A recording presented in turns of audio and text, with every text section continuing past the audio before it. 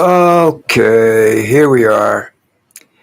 I'm just going to read this um, Christmas story. It's called A Visit from St. Nick. Some people call it The Night Before Christmas. It's by Emmett Clark Moore. I don't know why I had to look at that. I just got done putting it up on my other video. Um, I had a lot of trouble with that video. Hopefully, I won't have any trouble with this video today. The internet's crowded, with a lot of people using it and a lot of hackers out there trying to steal information. So if you're like me and you've got protection, then it just kind of makes things, sometimes knocks things off and whatnot. So I don't want you to feel neglected or that I'm not doing my job. You know what I'm saying? And I'm trying to smile. Isn't that hard? Oh, God, that hurts.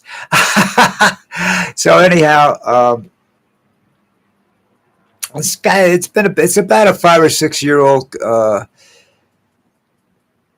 tradition that I started. I think I might have started it earlier than that, but I don't remember because I can't find any information on it. But as far as live videos go, this will probably be, one of the only ones I've done reading this. I would have preferred to do this close to midnight, but when they start the fireworks, my girlfriend over here needs my full attention. I have to hold her and comfort her, everything like that. And they do. You're talking about a whole city shooting off fireworks, not one display, hundreds of displays, thousands of bangs. It goes on for about 20 minutes at full force, and then it drops off. And then just an occasional bang as people use just rockets, noise makers, and it bothers her, and I don't like to see that. Um, with my other dog, Antonio, it wasn't a problem. You put her in the bedroom and just draw the shades because it was the lights that bothered her, not the sound. She wasn't afraid of the sound. She just didn't like the lights. And I understand that. And that trust me, that at my age, with my eyes, I understand perfectly. I don't get afraid, though. I just can't see. Uh, anyhow, this has been around forever, this story, I guess. I don't know. I don't think they tell me the date here. Hold on, let me look at the last page. This paper is very hard to separate.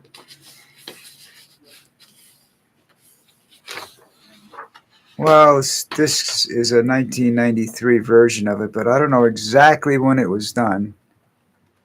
Doesn't say. And I'm not about to go look it up right now.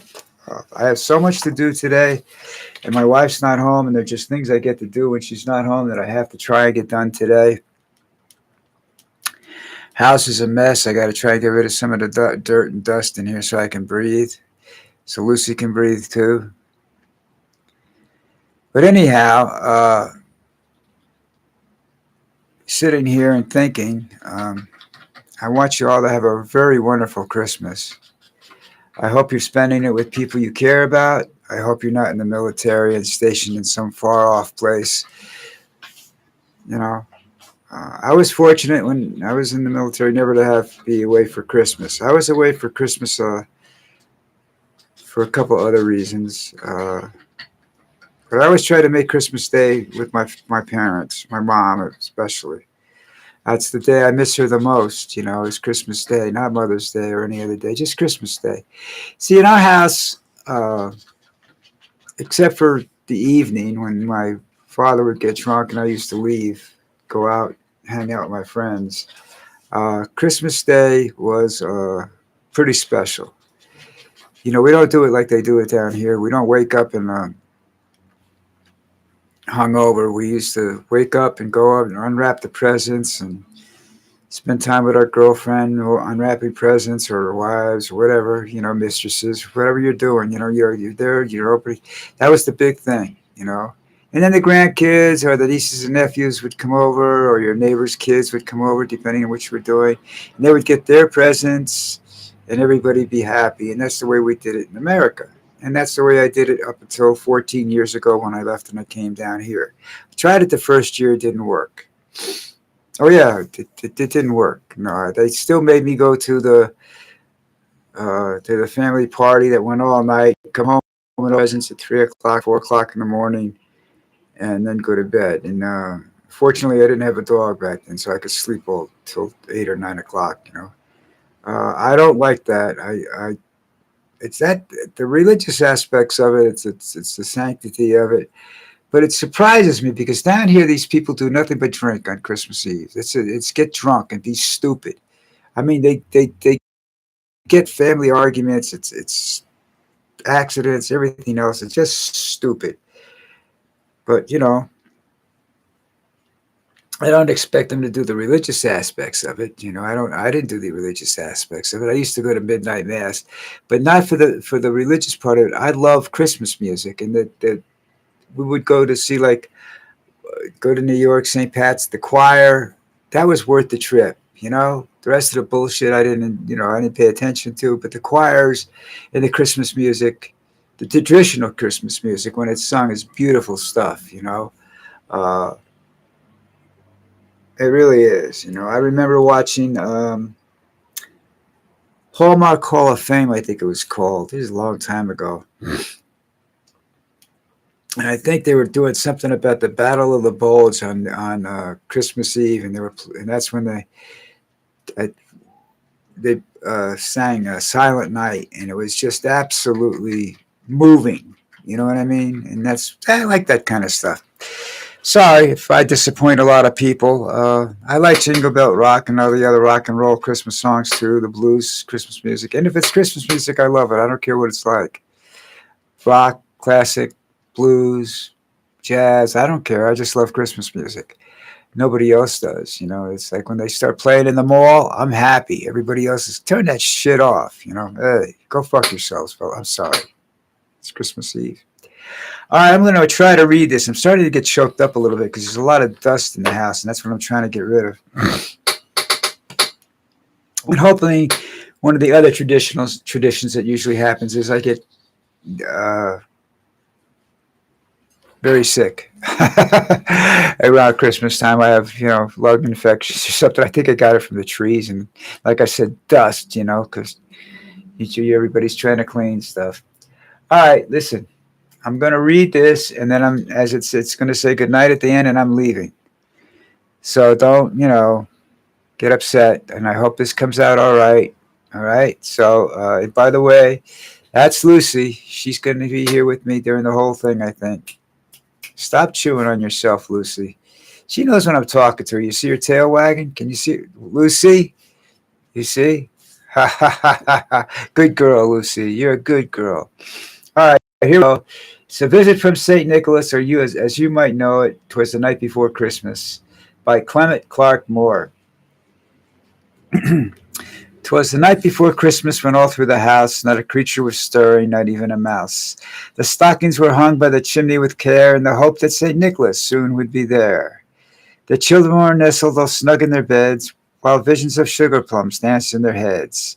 And Mamma in her kerchief and I in my cap had just settled our brains for a long winter's nap.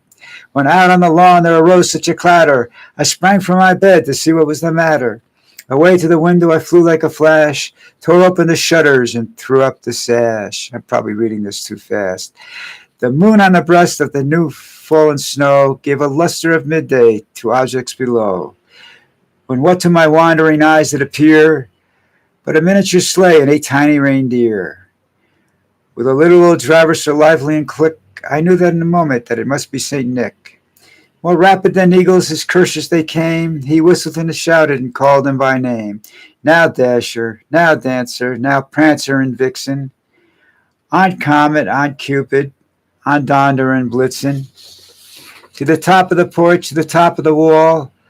Now dash away, dash away, dash away all.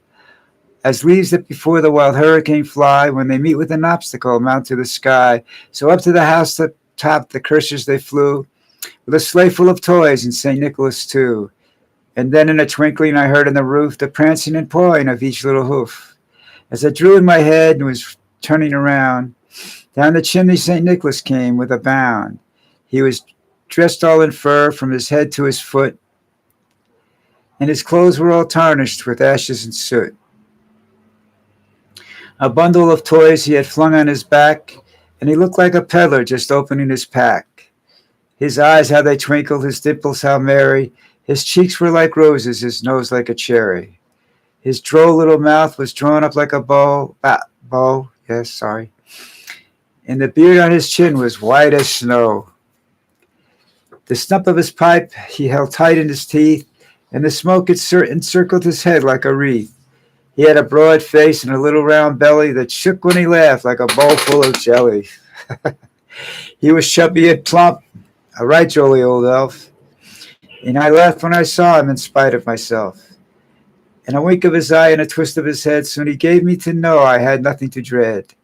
He spoke not a word, but went straight to his work, and filled all the stockings, then turned with a jerk. And laying his finger aside his nose, and giving a nod, up the chimney he rose.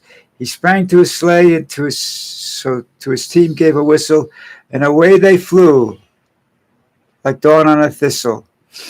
But I heard him exclaim, ere he drove out of sight, "Happy Christmas to all, and to all a good night." That's it for me till the 26th. Hope all is well with you. Don't eat too much, don't drink too much, but party, have a good time. And I will see you 26. Take care, folks.